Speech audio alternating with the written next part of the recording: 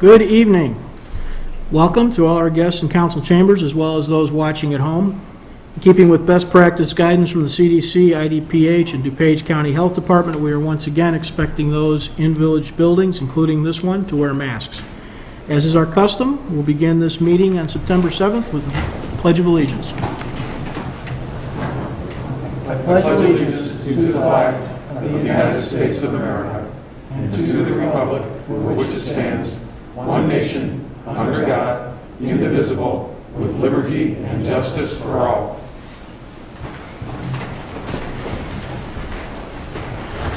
Is there a motion concerning, I'm sorry, let's do the roll call first. Rosa, would you please call the roll? Mayor Barnett, Here. Commissioner Jose, Here. Commissioner Wallace, Here. Commissioner Sadowski-Fugit, Here. Commissioner Culvaney, Here. Commissioner Gilmartin, Here. Commissioner Glover. Here. I was excited to make sure Nicole was a participant tonight. Is there a motion concerning electronic participation? Mayor, I move that the council conduct the September 7th, 2021 Village Council meeting electronically. Second. All those in favor say aye. Aye. Opposed? Okay, we're conducting electronically. Good evening, Nicole. Good evening, everyone. Is there a motion concerning minutes of previous council meetings? Mayor, I move that the council adopt the August 17th, 2021 minutes as presented. Second. Any comments or questions from the council? All those in favor say aye. Aye. Opposed? Aye. Thank you. Just like that, we're on to item 4 on our agenda tonight. We have a few proclamations. The month of September, we'll have several more of these. 20 years ago this month, almost 3,000 innocent men, women, and children were murdered by terrorists in New York, Arlington, Virginia, and Shankville, Pennsylvania. September will forever bring memories of September 11th, 2001. And like other tragedies, remembering is important, but acting and choosing our own next steps is critical and often what matters most. During those first moments of tragedy, we saw our best. First responders selflessly rushing toward danger to help others, and citizens who risked their own lives to prevent further tragedy. Selflessness is in our DNA. With smoke still lingering and uncertainty the only thing certain, we came together as a nation to help each other recover, rebuild, and restart. To hold each other, support each other, and take those next steps together. On December 18, 2001, Congress designated September 11th of each year as Patriot Day, and on April 21, 2009, Congress approved Public Law 11113, requesting observance of September 11th annually as a National Day of Service and Remembrance. Presidents Bush, Obama, and Trump have spoken about coming together as after that fateful day. How selfless our actions for one another were, the volunteering, even the simple acts of kindness that can serve to remind us of our shared purpose as Americans. And so to that end, several of this month's mayoral proclamations will focus on people or organizations that demonstrate selflessness in our community, or will highlight opportunities to help one another, to serve others, and to find our shared purpose. First proclamation is Hunger Action Month. Whereas nutrition-related conditions such as heart disease, diabetes, and high blood pressure significantly decrease Americans' lifespans and quality of life, leading to millions of deaths per year and millions of sick, disabled, and cognitively impaired individuals.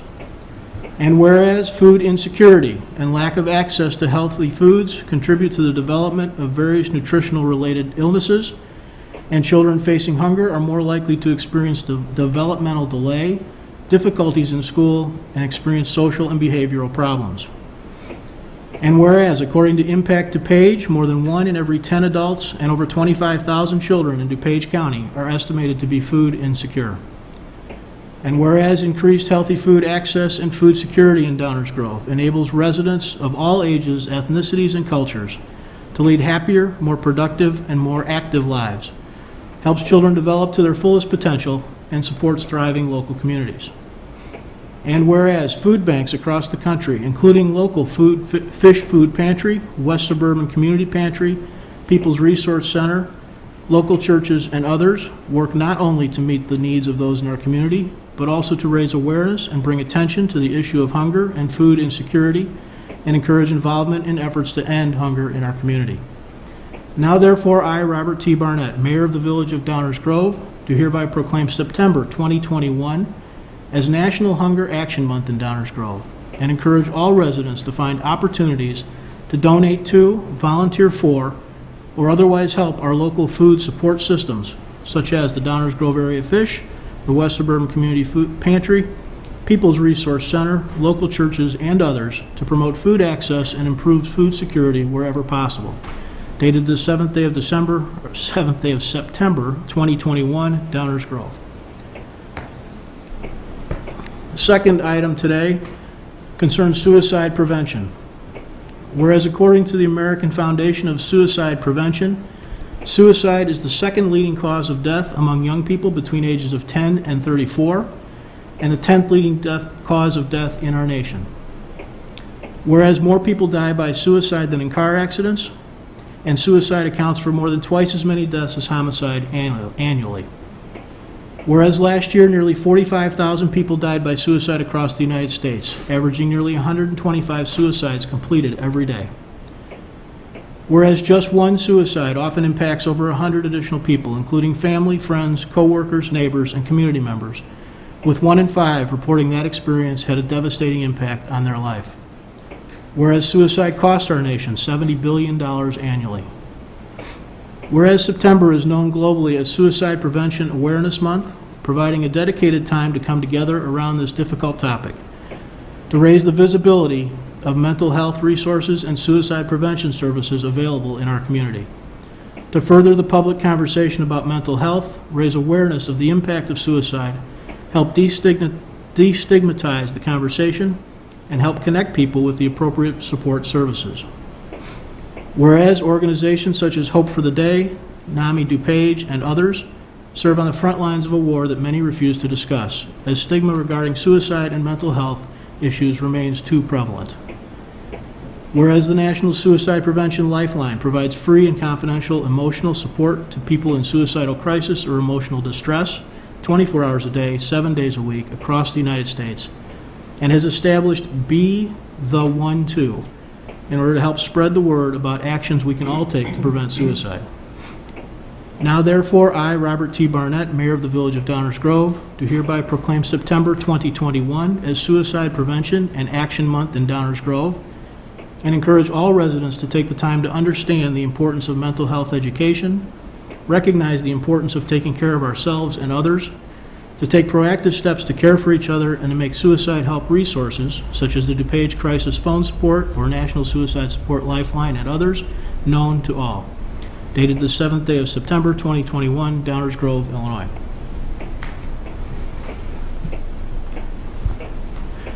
And finally, for today, we have Community Adult Daycare, who's been a treasured portion of our community, a member of our community for many, many years, celebrating an anniversary. Whereas according to National Adult Day Services Association, adult day centers across the U.S. provide services to more than 260,000 participants, an over 60% increase over the past 2 decades. And whereas the number of Americans aged 65 and older is expected to reach 80 million by 2040, and the number of adult ages 85 and over, the group most often needing help with basic personal care, will nearly quadruple. Whereas adult day service centers provide a coordinated program of professional and compassionate services in a community-based group setting to adults who need supervised care in a safe place outside the home during the day. And whereas studies show that social interaction and physical activity has a positive effect on brain health, can lessen the symptoms of cognitive disorders, stimulates memory, calms anxiety, improves focus, and reduces stress. Whereas the Community Adult Daycare Center has been serving older adults at its center located at Gloria Dei Lutheran Church in Downers Grove since 1986 by offering a safe and caring environment, contributing significantly to the quality of life of all of our citizens.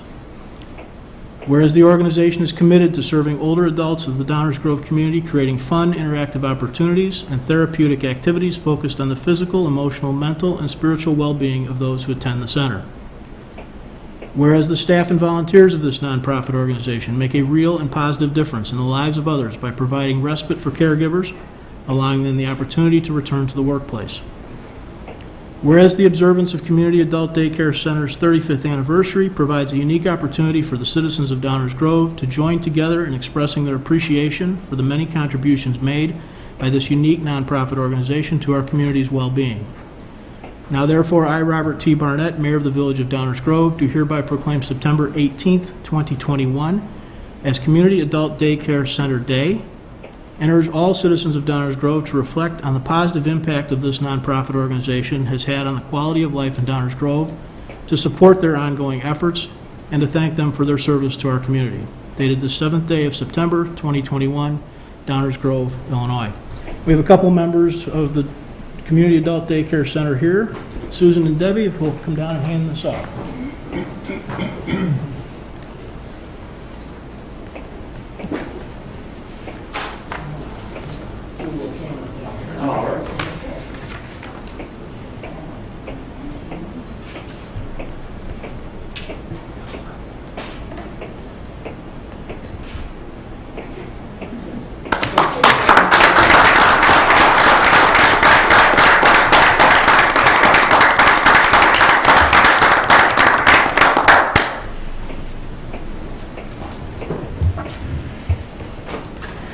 If you don't know Community Adult Daycare, you should. They really are an important part of our community. So with that, we'll move on to public comments. This is the portion of the meeting where we entertain comments from the public on subjects not on tonight's agenda. So if you have a subject that you'd like to mention to us or a question you'd like to bring to our attention, please come on down to the podium and let us know what's on your mind. And there's no mad rush to the podium. All right, we'll continue then. Item 6 is our consent agenda. Is there a motion concerning the consent agenda? Mayor, I move that the council adopt the consent agenda as presented. Second. Rose, would you please call the roll? Commissioner Jose? Aye. Commissioner Wallace? Aye. Commissioner Glover? Aye. Commissioner Gilmartin? Aye. Commissioner Colavani? Aye. Commissioner Sadowski Fugit? Aye. Mayor Barnett? Aye. That motion passes unanimously. Item 7 on our agenda tonight is our active agenda. This is the portion of the meeting where we have items we plan to take action on tonight. Typically, these have been discussed at least once before, sometimes, like as in this case, many times before. And we will bring these up. We'll talk about them additionally, and then you'll likely have a vote tonight. So is there a motion to direct staff to install a three-way stop control at Prairie and Forest? There is not. Is there a motion to direct staff to install a four-way stop control at Prairie and Forest? Mayor, I move that the council direct staff to install a four-way stop on a temporary basis at the corner of Prairie Avenue and Forest Avenue. Second. Any comments or questions from the audience on this item? Comments or questions from the council? Rich? Yeah, I'm in favor of putting the temporary closures on Forest at Prairie to really deal more effectively with the problem that's gone on. The volume of traffic for a residential neighborhood is too much, so I would prefer that we try putting up the temporary barricades. And my vision of the temporary barricades, if you've seen them for other street closures, is the orange and white striped signs that could easily be moved by public works or public safety people if necessary. I also think that we should at least have those in place through the next 3 seasons, including finishing out summer, fall, winter, and into the spring.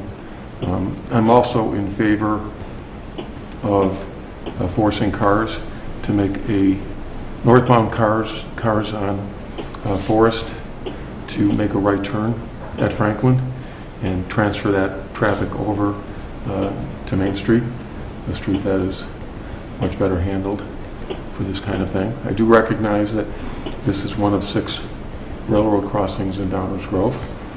There have been comments that saying, well, people should have known when they moved in there that it was going to be a busy street. So I get that. I'm not asking us to stop the traffic crossing the tracks. I think that's still necessary to do.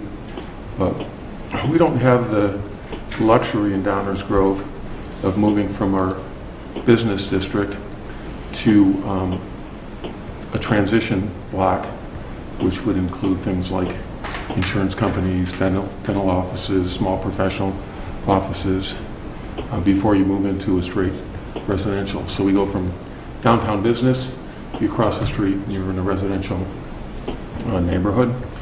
And I think it's fair to have people and have the village take the position that we want you traveling.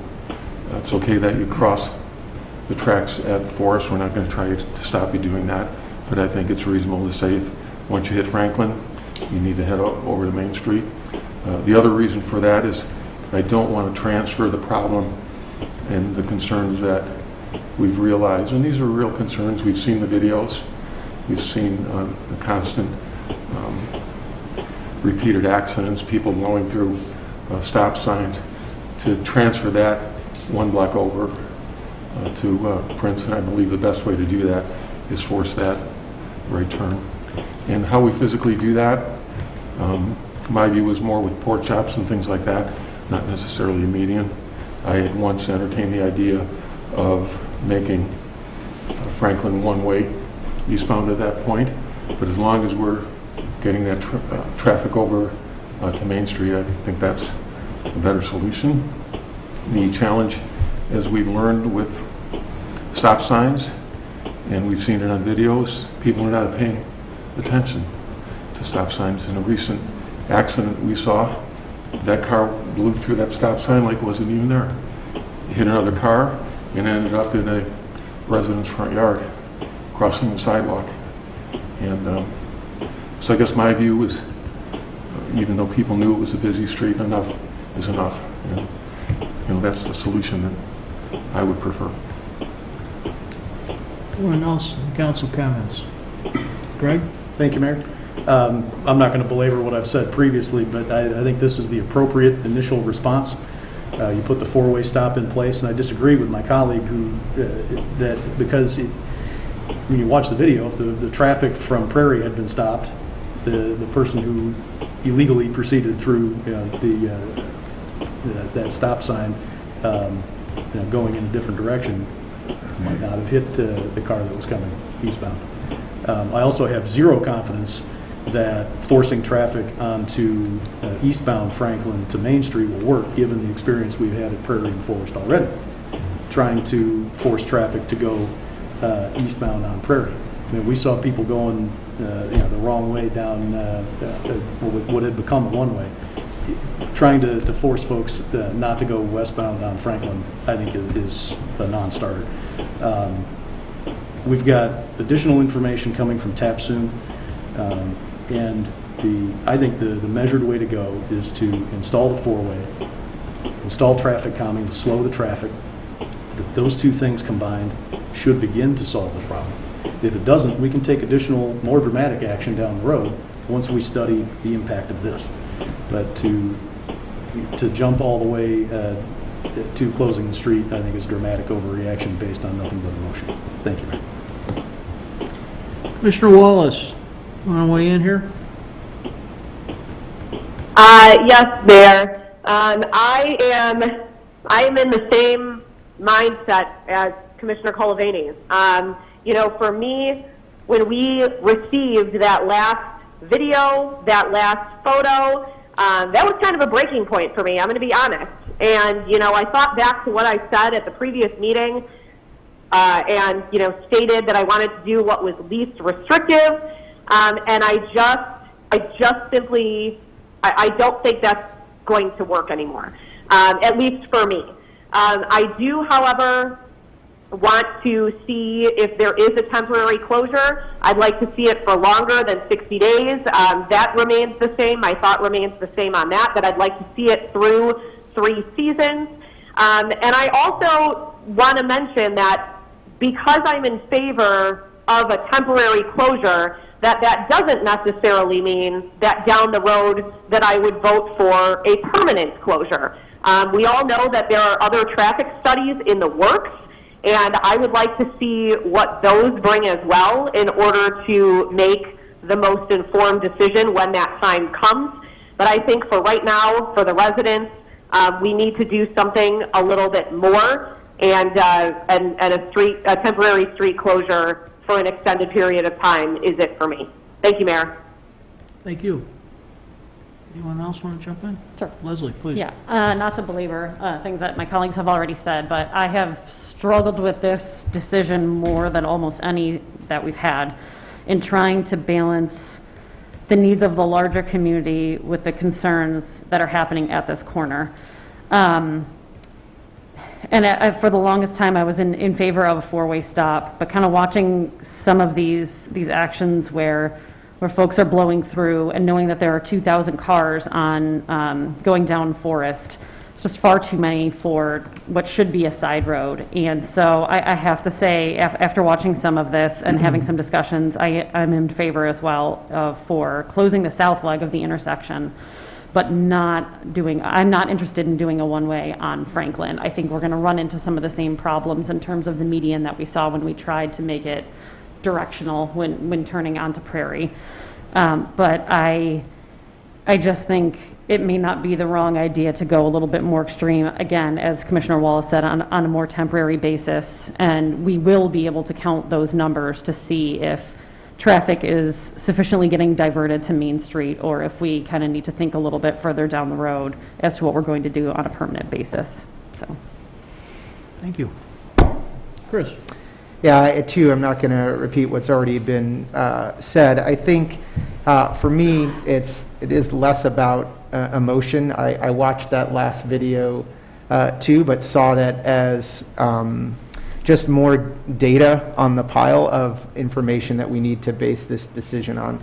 I think there's just a lot of factors at that intersection that is just causing these issues that cannot be fixed, I think, without something as as meaningful as putting a temporary closure in there. The speeds on the streets, the sight lines there, the traffic volumes, and when we know that 40% of the accidents on Prairie happen at that intersection, and that number alone is compelling enough for me.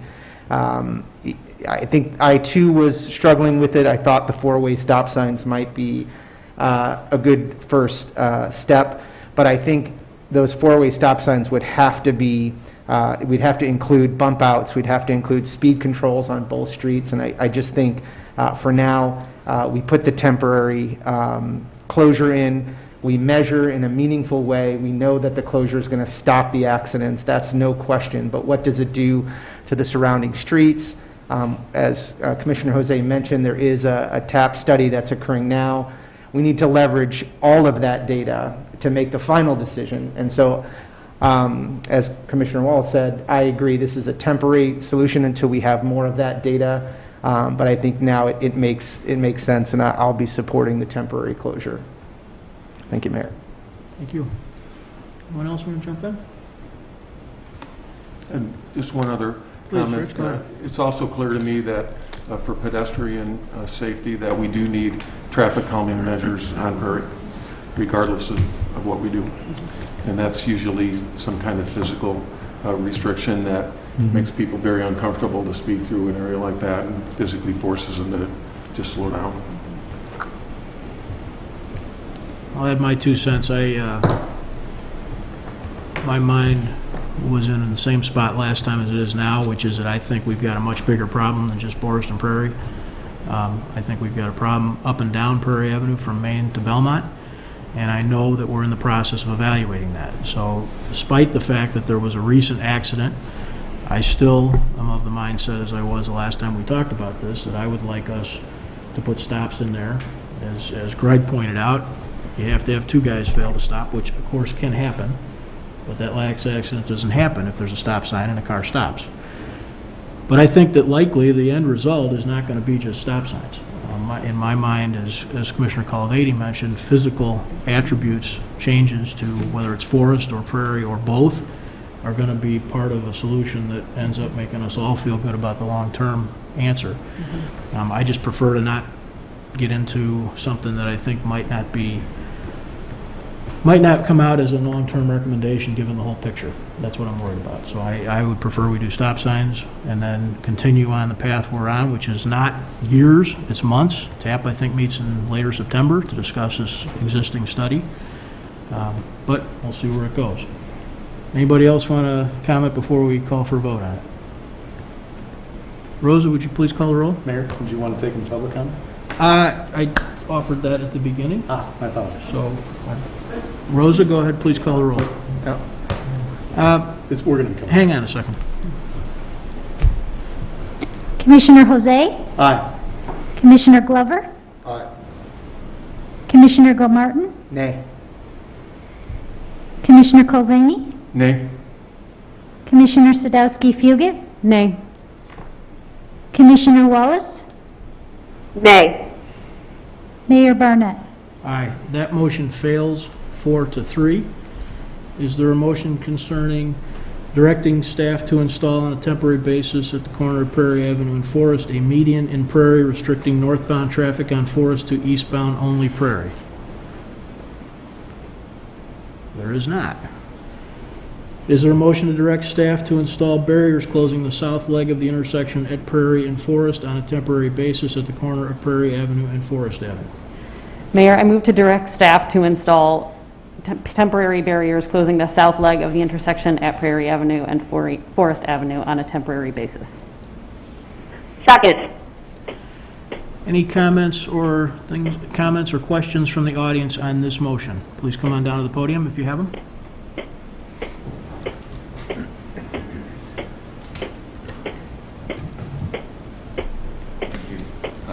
Pete Leo, been a longtime resident of Downers Grove for the last 28 years. Everybody, I can say, on this side as well as this side, pretty much know who I am. I'm the guy that walks up and down Forest with his dog, and friends with everyone here. I personally have tried to cross Prairie multiple times over the course of I don't know how many years, and I would always come home and refer to my wife as the most dangerous intersection in the world. And it wasn't that I had no problem in crossing Forest back and forth with my dog. I had a problem in trying to get across Prairie because of the traffic. So I guess one question, and I've been traveling, and this is the first council meeting that I've been able to attend, but I'm not quite sure, in the traffic study that was there before. So I did somewhat of my own. I actually have a radar gun. My son plays baseball, so naturally I had a radar gun to see how fast he could throw. So I utilized that radar gun in a variety of different locations on Prairie. And just to see, and I tried to take a good snapshot of the cars traveling either eastbound or westbound at different times of the day. What I did find was the fact that when they were coming down from Oakwood, down the hill, from Saratoga to Prince and then proceeding towards, that the median speed limit, or the median speed at that point, was 41 miles an hour. Now, I'm sure everybody I would assume everybody knows the speed limit on Prairie is 30 miles an hour. So that the median was 41. The average speed was about 38, which was about 8 miles an hour faster than the speed limit. So I went one step further. So I went to Ogden Avenue, and I checked the speeds on Ogden Avenue, a variety of different times, mostly during busy times and stuff like that. And the speed limit there was 35 miles an hour, and the average speed there was 37 to 38 miles an hour. But that's only 2 or 3 miles an hour faster than the speed limit. So then, at various times during the day, I would drive my car from Belmont to Main Street on Ogden Avenue. And I went both ways. So I went up Belmont and went across Ogden Avenue. And then I went across Prairie and I went up Main Street. And even though Prairie had a slower speed limit, I still attained that same location 2.5 minutes faster than going north on Belmont and across Ogden Avenue. And I do have a point here. So my office is in Oak Brook, and I have a variety of different people that report to me that live in like Plainfield and Bolingbrook, and they refuse to pay tolls, so they find various ways to get to work as quickly as they possibly can. What they have come up with, and they've told me this, is that the fastest way to that intersection, and it's justified by my own personal study, is the fact that they can go across Prairie at a higher rate of speed with less, because there's no stop signs or stop lights to impede their speed, and get to that intersection of Main and Ogden Avenue faster. So I also recorded people driving down that hill at 55 miles an hour to get to that intersection. So what I'm afraid of is trying to cross that intersection with my dog. I've multiple times I've almost been hit by cars. So I guess my point is, if you block off a street, you still have the speeding traffic heading to Main Street. That's their focus. That's all they think about, is getting to that intersection as quickly as they possibly can. That's never going to change.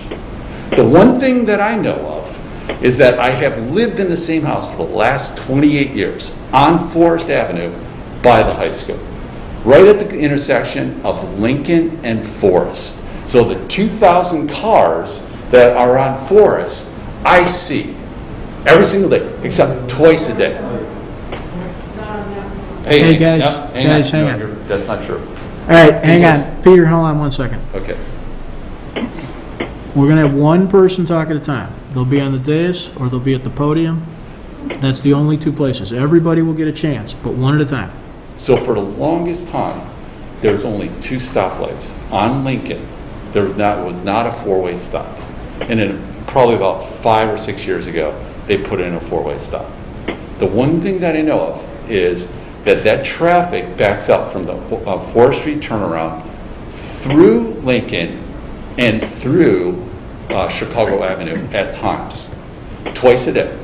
So you got traffic going and you got traffic coming back, not traffic going and leaving. It's they're dropping their kids off and they're coming back. That's twice a day. Same thing, same occurrence. Now, at maybe a slower level or a slower rate of speed, the one thing that I know that works is that 4-way stop. And I can attest to it. I have. We just talked about it the other night. So when there's 4 cars at that intersection, everybody takes a turn in turning left or turning right and making sure that safety is a must and that people are stopping. They're not running through it because there's 4 people or 4 cars at that intersection. That 4-way stop works. The one thing I know about, for sure, I've lived there for 28 years. I knew what I was getting into. I knew I had traffic. I knew I lived next to the high school, and that wasn't going to change. And it still hasn't changed. 28 years ago, the same amount of traffic is the same amount of traffic that I have today. That has not changed. But I wouldn't live anyplace else in the village of Downers Grove, and I wouldn't live in any other suburb besides Downers Grove, because I knew what I was getting into, and this is where I want to live. The other thing that I know of, if you drive across Chicago Avenue through Hinsdale, and once you get into Hinsdale, they have a stop sign on a very busy street, Chicago Avenue, almost every single block. And it's controlled.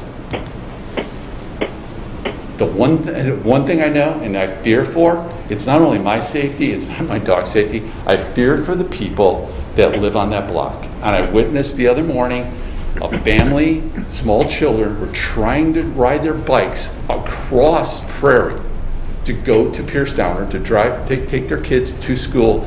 It would be a nice gesture for them to all ride their bikes together, and it was virtually impossible to get across Prairie Avenue. So is the problem Forest, or is it the speeding on Prairie? That's my question. So, eliminating a street or someone to get out of a street, that doesn't solve the problem of the speeding on Prairie Avenue. That's the problem. It's always been there. What about the intersection of Oakwood and Prairie?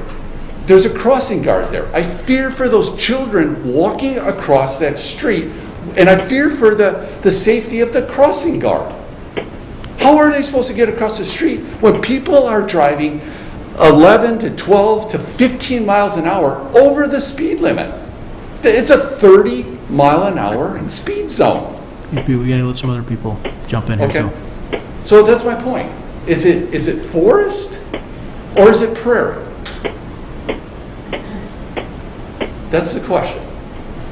And I just don't understand why the engineer hasn't done a speed study, whether it's on Prairie or it's up Forest, or better yet, do a time study from the intersection of Belmont and Prairie to the intersection of Ogden and Maine. Okay, Thank you. thanks. Anyone else on this motion? Please come on down. If others want to queue up in that front row, that's fine too. If I can, I'm Colette Sommerfeld. I'm at Forest and Lincoln, four-way stop. I've been there since '97. Believe me, for years. It was crazy there. The four-way stop has really helped, and it's allowed all of us to move. Do people blow the stop signs? Absolutely.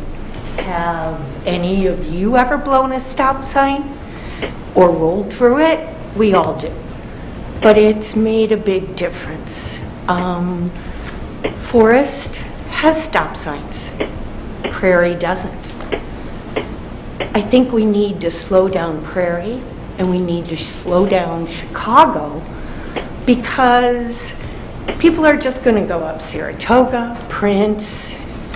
It's all a neighborhood. I moved in here years ago. My kids have been out of high school since '99. I live right by the high school. It's crazy, twice a day. I chose it. We've all chosen this. I think we need to look at, Forest has stop signs. And Prince and Saratoga, we all have them going that way. We need them going the other way. Will people not do it? Absolutely. Can I also read something from a lady from Forest that couldn't come here? Go ahead, quickly. Sorry, I gotta put the glasses on. Her name is Jean Zach, and she stated, I would like to attend the council meeting, but mobility issues prevent it, though I'd like to pass along my thoughts. There is not one stop site on Prairie Avenue between Belmont and Main Street, which is a mode of speed. I've often had cars behind me following me too close, tailgating me, because I wasn't going over the speed limit. If anyone has ever driven Chicago Avenue in Hinsdale, Pete's Point, they know that there is a stop sign at every block. Maybe not every block, but almost. Annoying, but it sure stops speeders. GD doesn't need to go to that extreme, but since the village engineer mentioned something about calming the traffic on Prairie, why can't a few well-placed stop signs be instituted? Wouldn't be as costly as some of the ideas we've already come up with. Those are two thoughts. Thank you.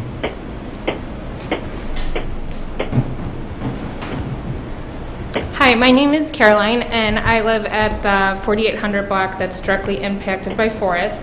I have 3 kids who go to Pierce Downer, and I agree with what my neighbors on the other end of Forest have said about Prairie. It is a huge issue, and no one can cross Prairie. So I think they bring valid points about speeding, about a stop sign on Prairie, potentially at Oakwood. I think that's a great idea to slowing traffic or enforcing some calming measures that we've talked about before. I know that that last video was intense. There was a car that obviously didn't stop at the stop sign and another car that was up over the sidewalk and into our other neighbor's yard. And that's the second time that they've had someone in their yard. And you have the data. You know how many accidents have happened at this intersection. The data is there, and it is not safe. We cannot wait for something tragic to happen. I am the mom who was with my kids riding the bikes that he was referring to. That was me. I had to get in the street. I had to block traffic. I had to make sure that my 3 kids, it was like make way for ducklings because no one would stop. And so we have to do something dramatic. So I agree. We need to have something happen on Prairie. We also have to do something dramatic and have something happen on Forest. You at least have to give it a try because the data is there and we do not want something tragic to happen. I think the 4-way stop, I understand why people think that's a good idea, but for that intersection, it is not a good idea. Putting a 4-way stop further down on Prairie will help to calm the traffic and make people not speed and make people use that as their way to get to work fast. But putting it at Forest and Prairie is going to clog all traffic. It's going to back up into Main Street. It's going to back up into people's driveways in ways that it won't if it's further in the neighborhood because people will use Belmont and people will use Main. Thank you for listening, and I hope that you guys take care of this problem because I know I've lived there for 9 years and it's been an issue the whole time we've been there, and there's people who have been here and working for this for 20 years, and we're just really ready for something to happen. Thank you.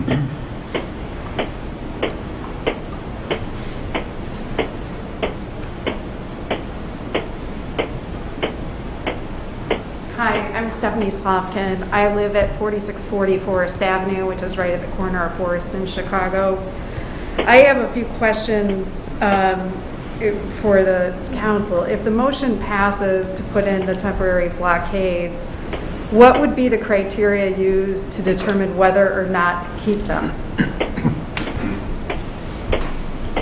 I don't think we know that exactly yet. What we will be doing is measuring traffic patterns and speeds throughout the neighborhood surrounding that in an effort to try and see what the actual effect was. Then we can decide whether or not the effect was as intended, whether it caused another problem. We'll be measuring speeds and volumes around the area. And another question is, why would the stop signs not work? Why move to something that's very dramatic, like the previous resident, my neighbor, suggested, rather than trying the 4-way stops? I understand about the accident that happened. I saw the post on Facebook. But I'm wondering, why not try a 4-way stop and see if you do have better results with that before moving all the way to temporary closures? With all due respect, I think you just heard 7 people voice their opinions to answer that question. But I didn't hear anybody say why the stop signs wouldn't work. I heard people say we need something dramatic, but I'm not sure why the stop signs would not work. I don't know how to answer that question. There's 6, 7 possible options, and 7 people up here all developing opinions based on the input that we've got, which includes input from residents on both sides of the issue. It includes observations. It includes data. It includes commentary from our professional team. And why didn't anyone vote for a median on Prairie? I can't answer that question except to say that nobody did with all the information in hand. Each one of us is doing our best to make a decision. And I think that apparently the stop signs are not sufficient enough to cause the effect that people are up here seeking. Okay, thank you. Any other comments or questions?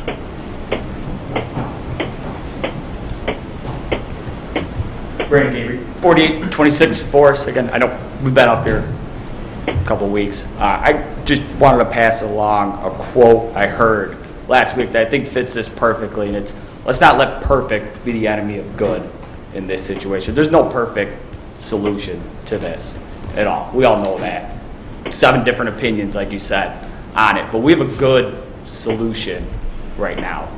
Temporary closure, traffic calming on Prairie with a programmable stoplight eastbound to slow traffic down, because you put a 4-way stop in, my opinion, they're going to roll that eastbound stop sign to make that light. And that's why we know they're speeding, right? That's all I got. Thanks. Thank you.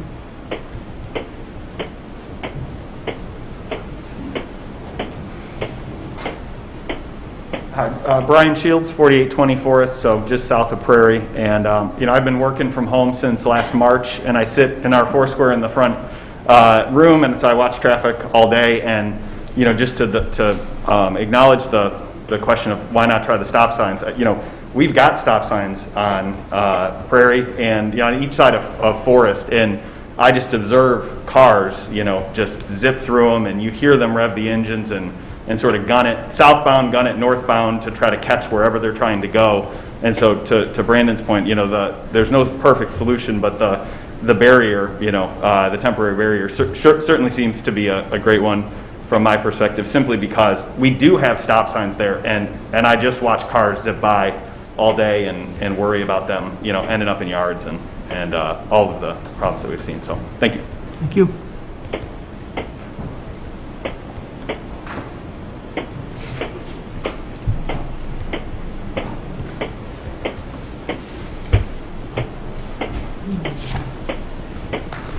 I have a question. Do we know what direction the accidents are really happening? Is it because of, did they make a study, they're just saying there's so many accidents. Do they know what direction the people are driving as to who's hitting who? Are the people coming from Belmont hitting the people coming out, or are the people coming out hitting the people coming along from Belmont? Like, it's, again, I'm going back to the speed of Prairie. So by cutting back that speed is going to cause less accidents. And I'm just afraid that if you close a street, it's going to set precedents, and there's going to be other blocks that are going to come along and say, I think my street needs to be closed because we have this going on. I think that could be a potential problem in the future. I think that how can we just guess that the 4-way stop's not going to work just because of the studies? I think it personally has to be tried, and then you can move from there. It's like there's a process.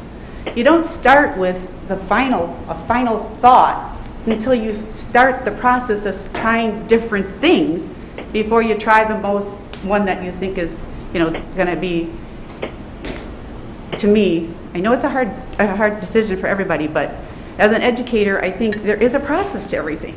And you don't jump to the final thing. There's a process. And should find out if the 4-way stop helps it or not. I think what will help in the situation, people who come down Prairie are going to go, hey, I don't like coming down this road anymore. It's got all these stop signs. I think that's going to help the situation, because people will start to alter their traffic patterns because we're altering what's going on around. And I think that needs to be considered also. Thank you. Thank you.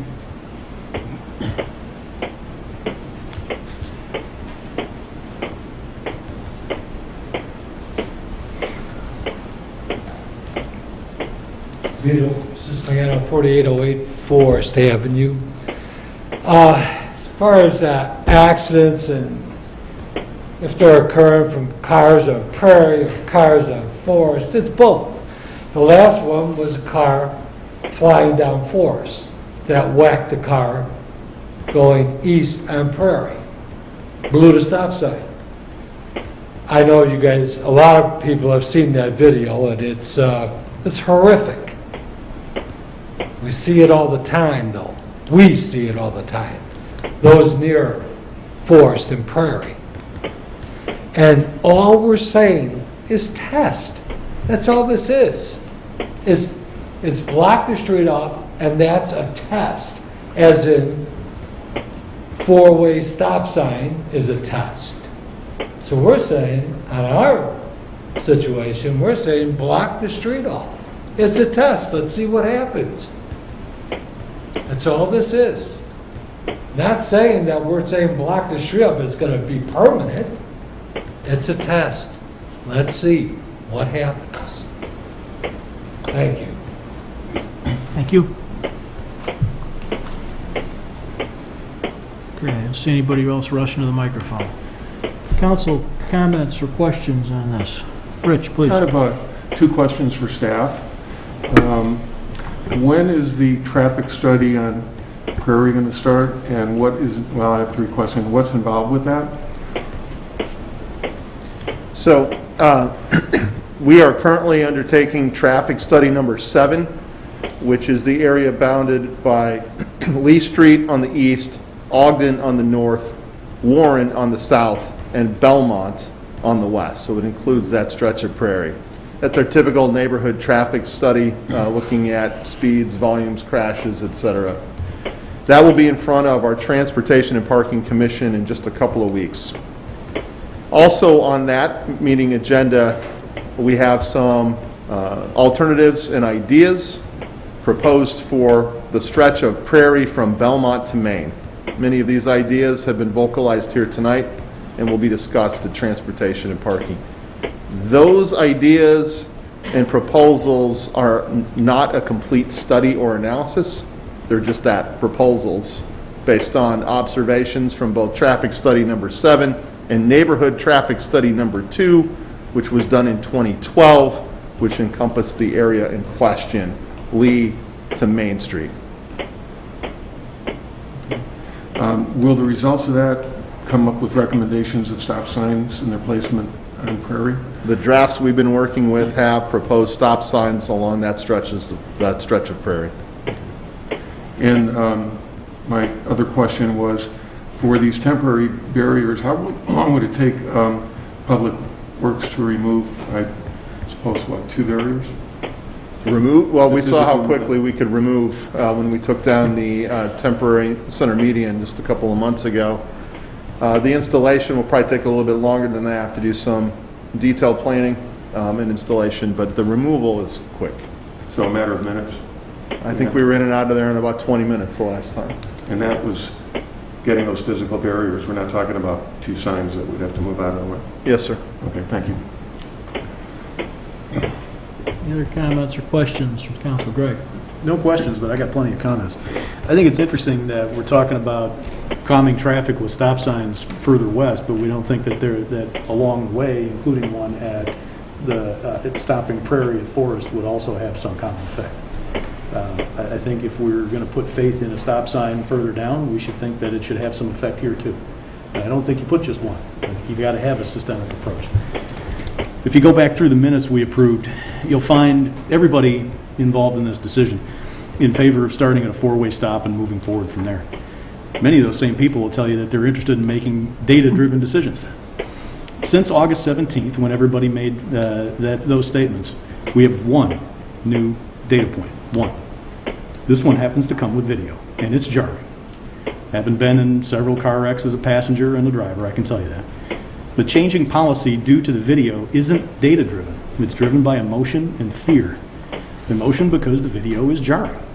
Fear because you know that the residents on Forest will be even louder about closing the street, and you don't want the backlash. The reality is that a 4-way stop could have prevented it, but that's not the feel-good answer. This council normally prides itself on good procedure driving good policy. We've just heard about the Traffic and Parking Commission just being a couple of weeks away from additional data, and that all of that data would come to us from studying Prairie from Maine to Belmont. Closing the street without seeing that data and without seeing those recommendations that flow from it is ignoring process and ignoring data. This runs counter to who I thought we were as a council in the village. If you truly believe that closing the intersection is temporary, tell me when you'll reopen it and how we'll gather more and additional data. I also urge you to think about what you'll say to the residents of Prince or Saratoga who suddenly see much more traffic than usual. And if you truly think it's temporary, what do you say to the folks on Forest when you open it back up? The reasonable and rational action is to move forward with a four-way stop and traffic calming to slow the traffic on both streets, and then study that impact before taking such dramatic action as closing off the street. Closing the street at this point elevates emotion over reason and data and abandons our proper procedure, and I cannot support it. Thank you, Mayor. Thank you. Others?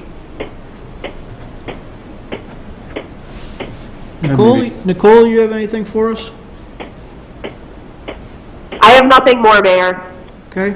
Rich? I had one other comment. Go ahead. Rereading the TAP recommendations, it was to stop signs, either three-way or four-way, right in, right out on either the south legs or both legs, and then permanent closure of Forest at Prairie and on either the south leg or both legs. I don't think anyone has spoken in favor of closing the northbound segment, but I just kind of throw that out there.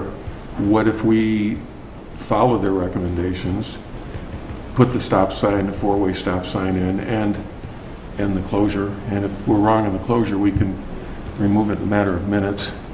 I still think we need an answer as to how to get traffic out of the residential neighborhood onto the arterial street. Say that again.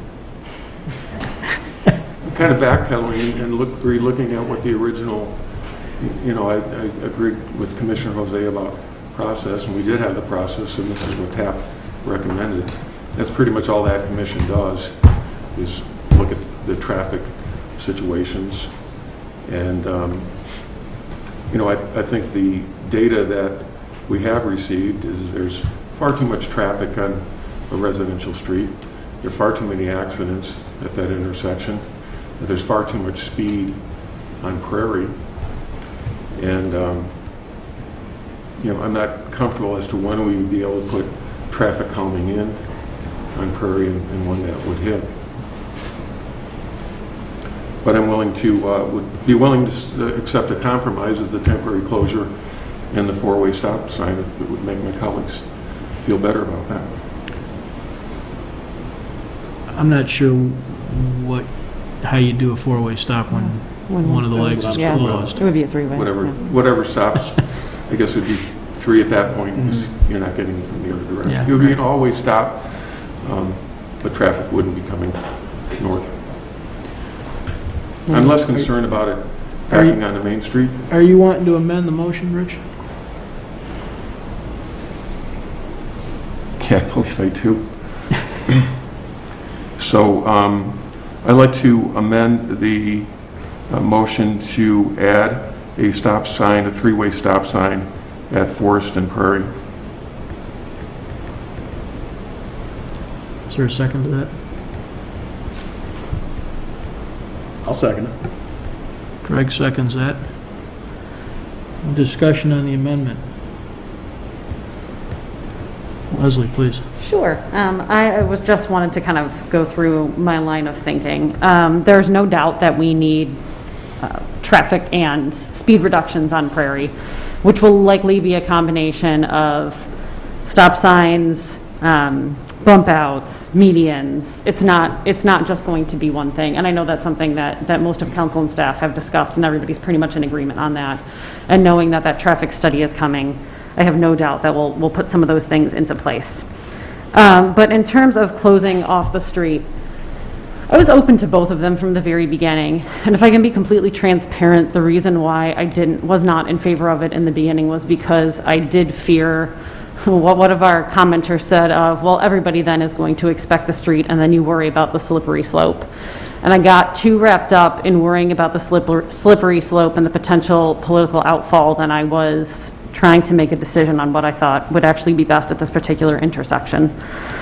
So going back and really taking a look at the traffic volumes and the speeds, that was actually what led to my final decision of, I do think that this is the smart move because of the uniqueness of Forest and the fact that it is one of the only traffic crossings. It is such a much more common thoroughfare than would be any of the other streets surrounding it. So just for sake of transparency, that's kind of where my head has been through this whole process. I am definitely interested in putting stop signs on Prairie, but I'm not necessarily interested in doing it just to, I don't know. I don't know that closing off a street and putting a three-way stop there when we know that TAP is coming again is the best plan of action. So I am interested in closing this off temporarily just because of the uniqueness of that Forest and Prairie intersection. And of course, also in favor of trying to do what we can to slow down the speeds on Prairie because they are pretty out of control. So that's all I have to say. Okay. Any other comments or questions from council on the amendment? Greg? Thank you, Mayor. I think putting in the stop signs to stop the traffic on Prairie will help obviously slow it down at that intersection, increase pedestrian safety. I think it's a good idea. I'd rather see us stopping it in 4 directions. And I think if you really want to understand the impact of stopping Prairie on other places and how that's going to impact this intersection, you probably ought to leave it open so that you can actually study the impact on that intersection. Be that as it may, I think the amendment is coming from a good place. Thank you, Mayor. Thank you. I'll just add that I think this is the right time to add some comments. Anything that we're doing, we'll make sure that we're all clear with each other and we're all clear with the audience, we're all clear with the record, is temporary. Going back to that same recommendation that Rich was referring to, the last one was doing these measures on a trial basis to assess the impact on the neighborhood. I heard the comment, somebody made the comment about clogging traffic. Stop signs would clog traffic. And I'm sitting here thinking, yeah, man, I hope so. Fact is, the Belmont to Maine is the problem, right? Prairie's an expressway. It's the Prairie Avenue Expressway bypass. It's a pain in the ass for all residents. That's all there is to it because it's a highway.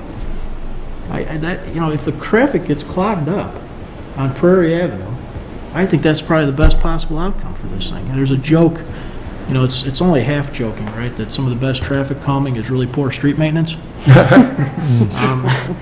It's a little bit true. People take this route because they know the exact same thing that we heard one resident talk about. I've done it myself. If I'm trying to get onto 88 going westbound, I live right here. You think I go down Maple, or do I go down Prairie, or do I go down Ogden? Prairie, man. Just like everybody else, just like the other 6,000 people that are going 45 miles an hour. I remain convinced that the main problem here is speed on Prairie Avenue, which is why I'm interested in hearing what this additional information might tell us before we do anything. And I struggle with the idea of closing it for 2 reasons. One is because I think that it may set an expectation. We're going to close that thing, it sounds like. And I'm not sure how many people really hear and understand and appreciate and internalize the definition of temporary. Because that is what we're saying. And I worry about that. I worry about meeting expectations. I try very hard to make sure the village meets expectations of their residents. And getting those aligned can be tough. The other thing about it is that it is an impact on the people that live there. It's an impact on the people that live there that want it closed. They think that's a great thing, and it's an impact on the people that live there that don't want it closed because they're now inconvenienced. That's a reality. We are, Leslie said, we're trying to balance these things. That's exactly what we're doing, which is why we may end up with a TAP recommendation that goes forward tonight and people saying, well, what the heck, why did it take you so long to do that? Because it is a balancing act. It's not as straightforward as everybody says. The cars in the parkway, 3 months ago there was a parked car up in the parkway at Summit and Fairmount. Think that doesn't happen elsewhere in this community? The truth of the matter is there are 50,000 people that come to this town every day. We brag to other communities that we double our population during the day. We don't do that by residents just walking around. We do that by cars coming, and every one of them is in a hurry. And it's totally anecdotal on my part. I get to see a little bit of this just like everybody else does. I'm living on Maple. People are driving fast. Fast. Big time. So I can tell you, again, anecdotally, from Maple, you guys may recall, those that have been around a while, that Maple over the last, I don't know, 6 years or so, I don't remember when we started the traffic studies, but ended up with a whole series of mid-street pedestrian warning signs. And it's a way different visual, and people drive a lot differently on Maple than they used to. I don't know if there's any less of them, but they're going a lot slower, and they're stopping for people, and they're stopping for people with 3 kids and 3 bikes, which ought to be part of our goal as well. So I just want to underscore this temporary thing. Make sure that everybody's super clear on it, because we're going to study some stuff, we're going to take some more data, no matter what we do, and it may or may not result in a closed Forest Avenue in 2022. Can't speak to that tonight. Any other comments on the amendment? Rich? Yeah, I just wanted to add, I think there's been a lot of talk about the speed on Prairie, and I agree it's an issue. We're just not seeing anywhere near the accidents that are happening on the rest of the intersections there. And I think what is not, I think, been discussed enough about is it's the culmination of all of the issues at that intersection. It is the speed on Prairie. It's the speed on Forest. It's a whole bunch of things there that I think are causing this issue. So I think, the 4-way stop sign that may work 2 blocks away, it's a totally different animal. And I think that's a reason, because there is so much in this space. Electrical boxes, telephone poles, trees in the parkway, trees on private property. I don't, unless all of that was rectified, and that's where I landed on my decision. We're not going to be able to, in a quick manner, to keep those residents and drivers safe. This temporary closure is the right thing for me. Anyone else on the amendment? Rich? Yeah, and, I've spoken to residents, and they wonder why this is so difficult. It should be really plain to see. There are other factors. I would really like to understand exactly what's going on, like the mayor says, on Prairie from Belmont to Main Street. Where are the right places for the stop signs? And, I've driven into Hinsdale plenty of times, and you really can't get going much because you're hit it with a new stop sign, but you have to be careful about where you put your stop signs. The other reason that this is challenging is we have a traffic safety issue related to Downers Road North, and the recommendation there is to make Main Street a 2-lane with a turning lane in the center, much the way Fairview is configured. That adds another complexity here. So I also wanted to add to the temporary nature of this, that will give us some time to figure out what's really going on and what the impacts. And the temporary nature also means that, we can't do a lot of harm. Now, if we were to put up a berm there tomorrow morning or, overnight, like the way they closed Midway or Meigs Field, that would be dramatic and irreversible. But I don't think we're asking to do that. So that's just an explanation to residents. That's why this thing is taking some time. The other thing is, we're not allowed to talk to each other except one at a time. And we have a number of different, and there are other options that didn't even make this list. So in one-on-one conversations, you're trying to figure out, well, do I want A, B, C, A, and D? And what am I going to get 4 other colleagues to agree with me? And you can't talk to 2 of them because that's an illegal meeting, and we don't do that here. So that's the reason this thing is complicated and taking some time. Thank you, Mayor. Nicole, did you have any comments on Rich's amendment? I have no further comments, Mayor. My thought process remains the same. Thank you. Rosa, would you call the roll on the amendment? Commissioner Culvaney? Aye. Commissioner Jose? Aye. Commissioner Glover? Aye. Commissioner Gilmartin? Aye. Commissioner Sadowski-Fugit? Aye. Commissioner Wallace? Aye. Mayor Barnett? Aye. So that amendment to the original motion passes. Rich, would you restate the motion as you believe it now?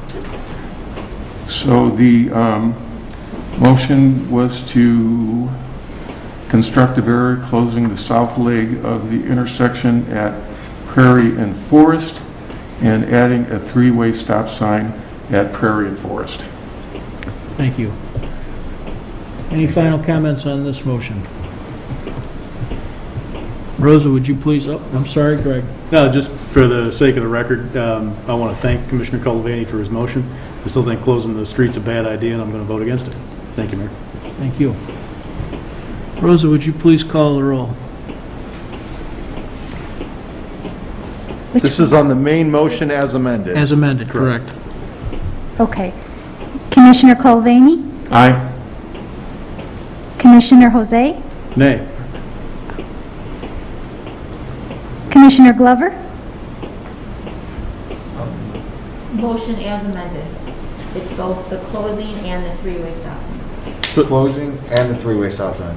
The motion now reads, motion made by Commissioner Sadowski-Fugit, seconded by Commissioner Wallace to temporarily close the south leg of the intersection and add a three-way stop at the intersection of Prairie and Forest. That is the motion we are voting on. Correct.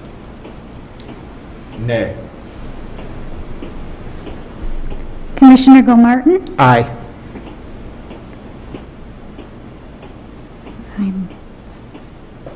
Commissioner Sadowski-Fugit, Aye. Commissioner Wallace, Aye. Mayor Barnett. Nay. That motion passes 4-3. The amended motion. Thank you. If I could, Mayor. Yes, please. So we'll take that as the council direction. We'll immediately begin work on the temporary south leg closure and the temporary three-way stop. We recognize that this is a temporary measure and that the council makes decisions based on data. What we plan to do is proceed not only with neighborhood traffic study number 7 and the additional ideas on Prairie coming up to the council in October, but we will provide monthly updates on this intersection. We are gathering data at the surrounding streets, including Prairie and Forest, that have information about traffic volume, traffic speed, vehicular crashes, and heaven forbid any pedestrian or bicycle crashes. We'll present this data on a monthly basis as we go throughout this journey, and that will allow the council to take any action they see fit at any time during those monthly updates. Thank you for that. Thank you. Okay, that ends our active agenda for the night. Moves us to item 8 on our agenda, our first reading. This is the portion of the meeting where we either begin or continue discussing items on which we do not plan to take any official action tonight.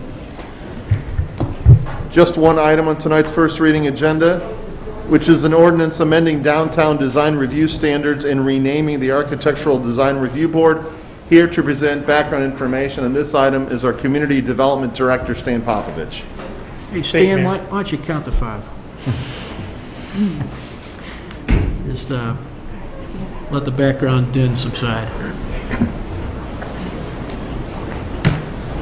All right, go ahead. Thank you. Thank you, Mayor. Good evening, council members. Thank you, Manager Fieldman. As Manager Fieldman noted, this is a downtown design review ordinance and ADRB name change. On June 8th, the Village Council adopted the downtown design guidelines and directed staff to prepare text amendments for review and approval of certain construction projects in the downtown, the 4 listed here. So staff worked together to come up with a program for this. It's a certificate of design appropriateness. This certificate of design appropriateness would be required for facade renovations, additions visible from a street or alley, new multifamily, and new commercial that is not subject to a planned unit development or special use, which comes before this board. In the downtown business, downtown core, and downtown transition zoning districts shown here in the map as well, so the area we're sitting in tonight. Staff determined a facade renovation as it relates to a CODA is any improvement that requires a permit and includes any combination of 2 or more of the following: a change of exterior materials that currently require a permit as provided for in the building code, an expansion or removal of a window or door openings, changes to the roof line or parapet, or changes in building height.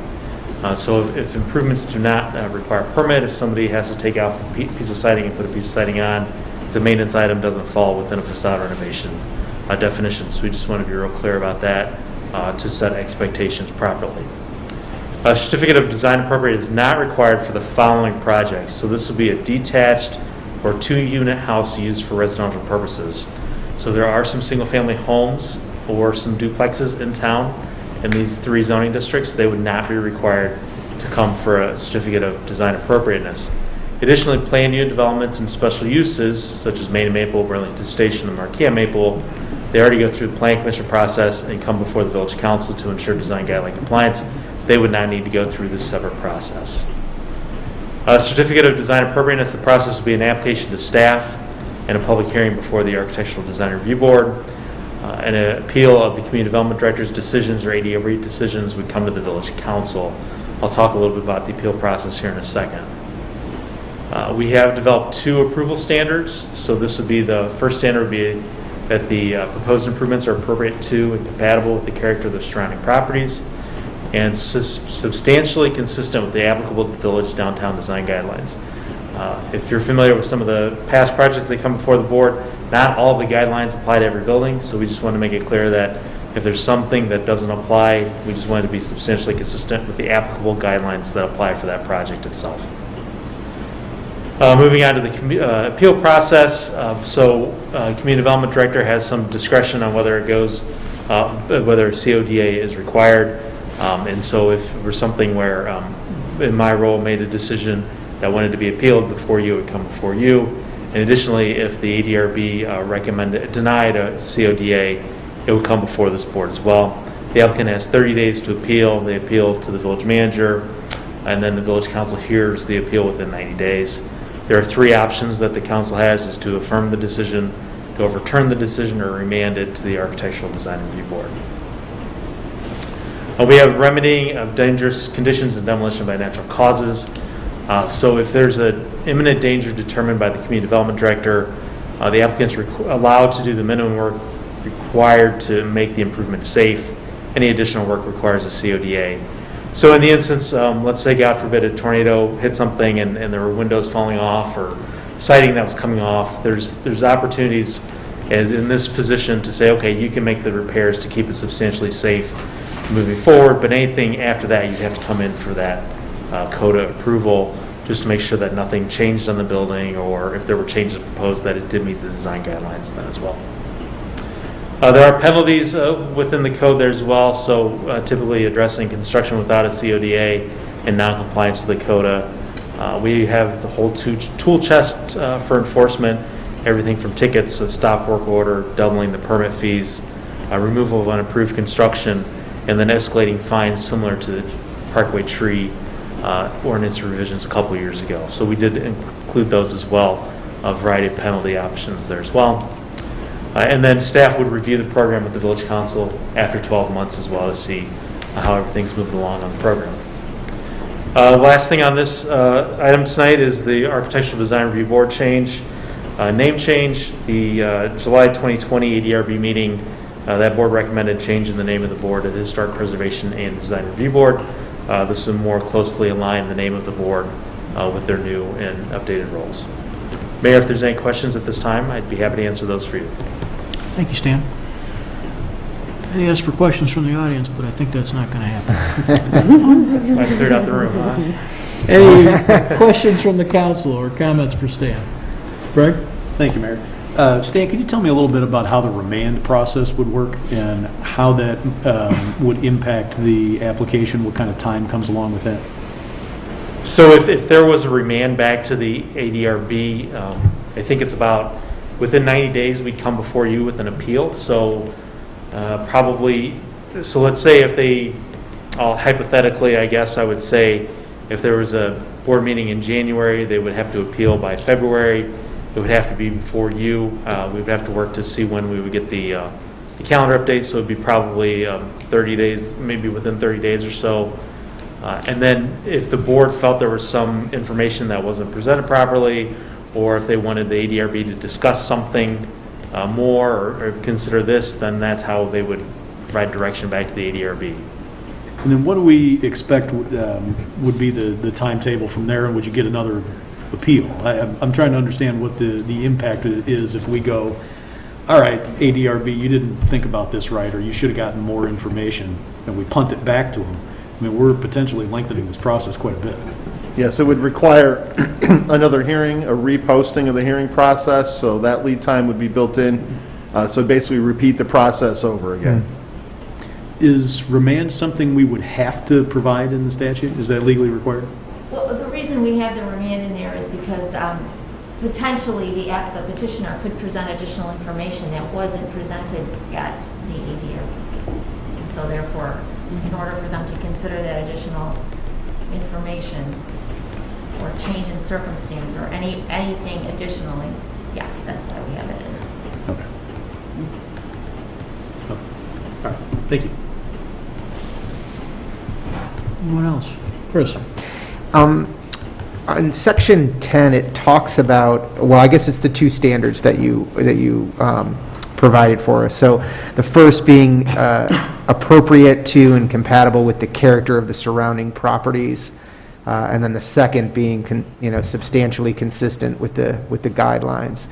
Is there a reason for the first one, the appropriate to comparable with the character of the surrounding properties? That feels like if that would be part of the guidelines that we've already approved. I mean, there are areas in there that talk about other buildings in the surrounding properties as well. We felt it was important to identify that as well, just to make sure that there's a more of a clear understanding about how it meets that particular standard, and to provide some other standards to look at, to make sure that people are looking at the surrounding properties clearly in the surrounding specific area in the village. Okay. When I talked to Director Popovich about this when we were first drafting this, I took his answer to mean a little bit of a belt and suspenders. Clearly, it's in woven through the design guidelines itself, but this would force a discussion about that concept within the design guidelines. So it could be seen as duplicative, but also seen as focusing a discussion. Okay. Yeah, then a comment, I think that is duplicative. I think if we've approved the guidelines, that should be enough. This feels like a little more open-ended than I would be comfortable with. So you're proposing just the... I would propose to strike that. The standard would be substantially consistent with the design guidelines. Yeah, that we voted on, yep.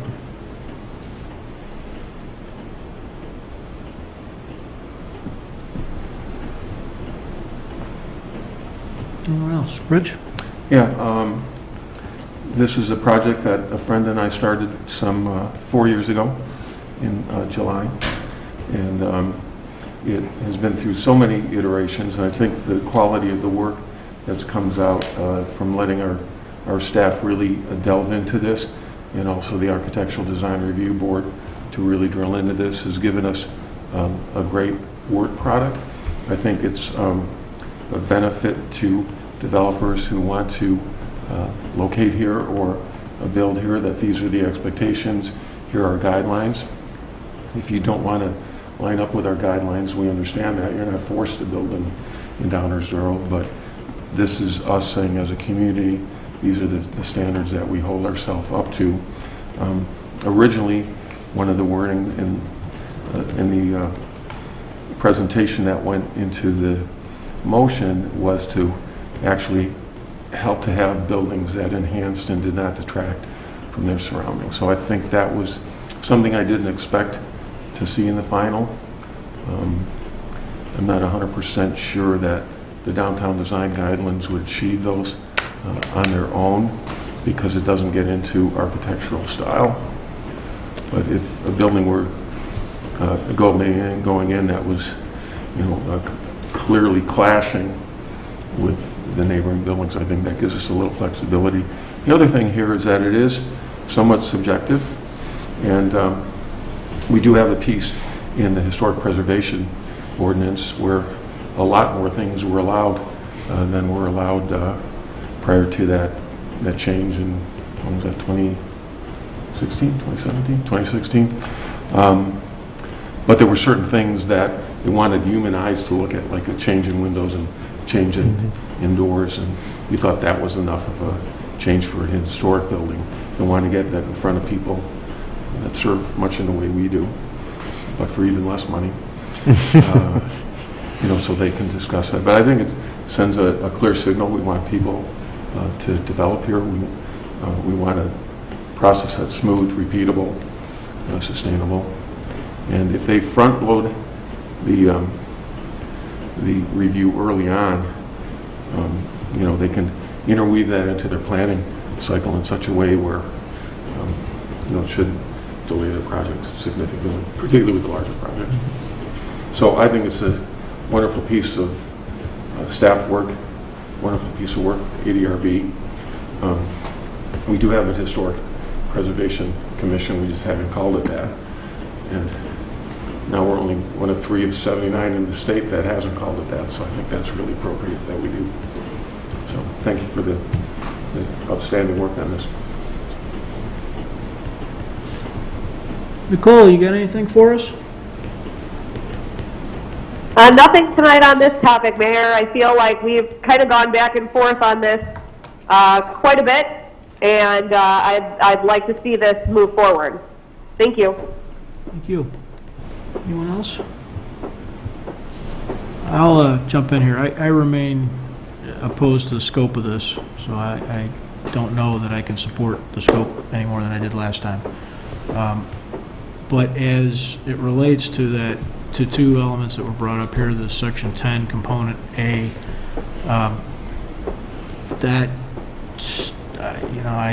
some of the challenges I have with this are not, they're underscored when I see the word character used, or when people start talking about style,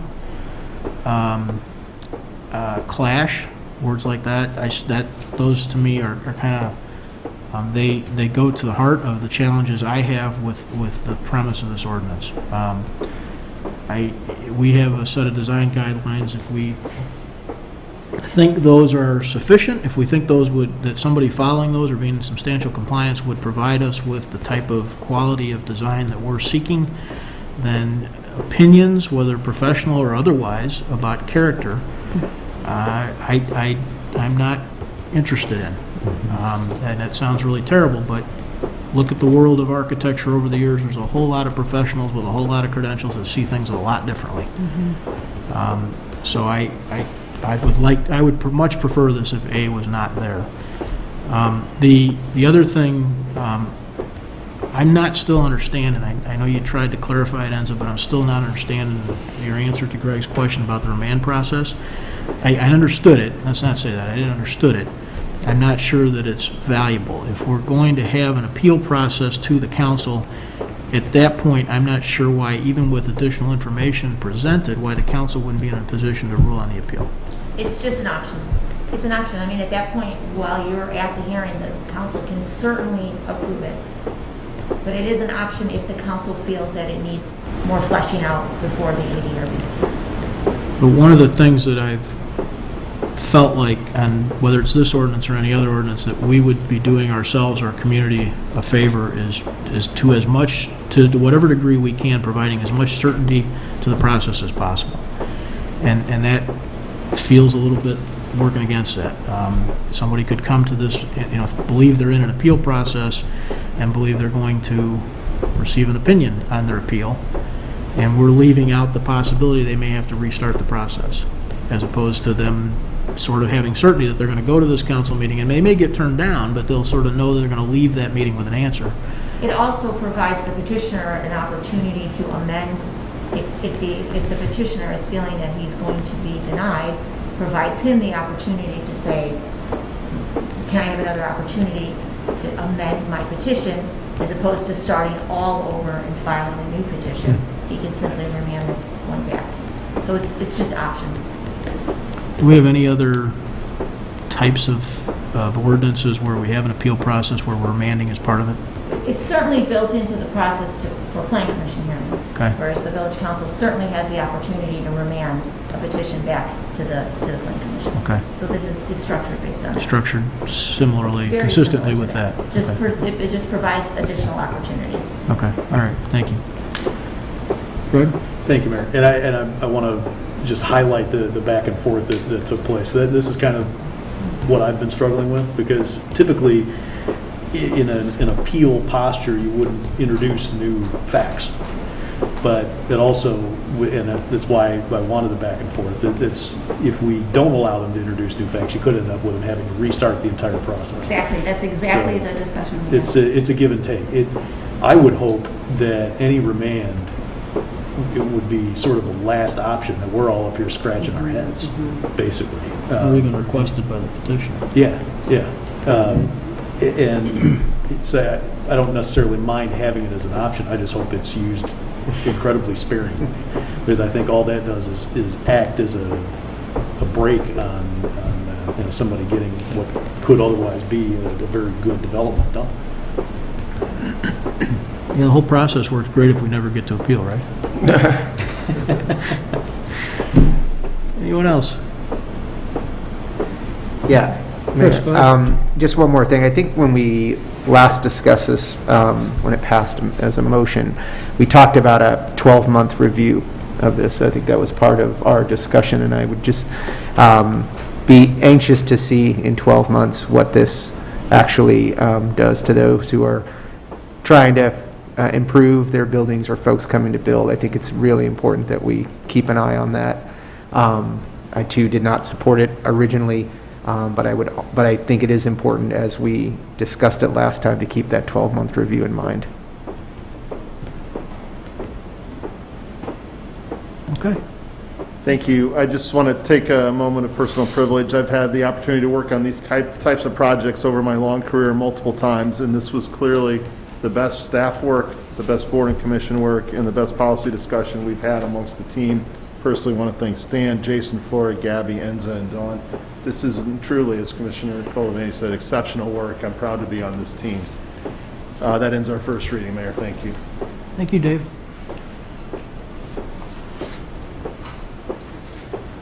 Is there a manager report? No, sir. Thank you. Attorney's report. Yes, thank you, Mayor. Only one item, and that's an ordinance amending the downtown design review standards and renaming the architectural design review board. It will be on next week's active agenda. Thank you. Item 11 on our agenda, we're almost wrapped up, is our opportunity for council and mayor reports. These are opportunities for council members to report out on goings on in the community, other entities that they're connected with that they think you should hear about. We'll start down at the very end there with Danny. No report, Mayor. Thank you. Chris. No report, Mayor. Thanks. Greg? I do have a report, Mayor. The Downers Grove Economic Development Corporation is holding its 2021 annual luncheon on Friday, October the 1st at 11 o'clock at the Doubletree Suites Hotel. And included in that will be the presentation of the 8th Annual Cornerstone Awards by none other than our Mayor, Robert Barnett. This is the 15th anniversary of the Downers Grove EDC, and it hopefully will be a well-attended, and it's always a good and fun event. Looks like we'll all probably still be wearing these, but yeah, I hope the event is a great success. Thank you, Mayor. Thank you. Rich? Yeah, I just want to remind people that the Downers Grove Historical Society will be hosting the Montreux Dunham Awards on Saturday morning, September 18th at the Downers Grove Museum. You can go to the Downers Grove Historical Society's website to get tickets. Thank you. Leslie? Yes, I have a couple things. Please don't forget that Saturday is the Grove Foundation's annual golf outing, so there are still golf slots available, so you can talk to either Commissioner Jose or I if you have any questions. But that is happening.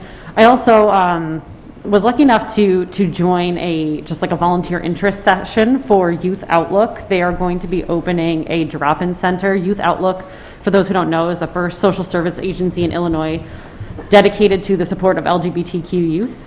And with the hard work of the First United Methodist Church and some community members, they will be opening a youth drop-in center at the First United Methodist Church sometime later this year. So they're currently looking for volunteers, which is where I got the fun wristband. So you can go to youth-outlook.org, or you can talk to Pastor Andy at the First United Methodist Church if you're either interested in volunteering or you have youth that may be interested. That's it. Thank you. I have no report. Is there a... Nicole? What? Nicole. Oh, my gosh. I think I did that to Rich a couple of times. That's okay, Mayor, I have no Nicole, report the tonight, good thank news- you. The good news is you've got colleagues that like you. Thanks, Nicole. Thanks for being here, Nicole. I know that's kind of a pain. Is there a motion to adjourn? Motion to adjourn. Second. All right. All those in favor say aye. Aye. Opposed? Aye. We are adjourned anyway. Thank you and good night.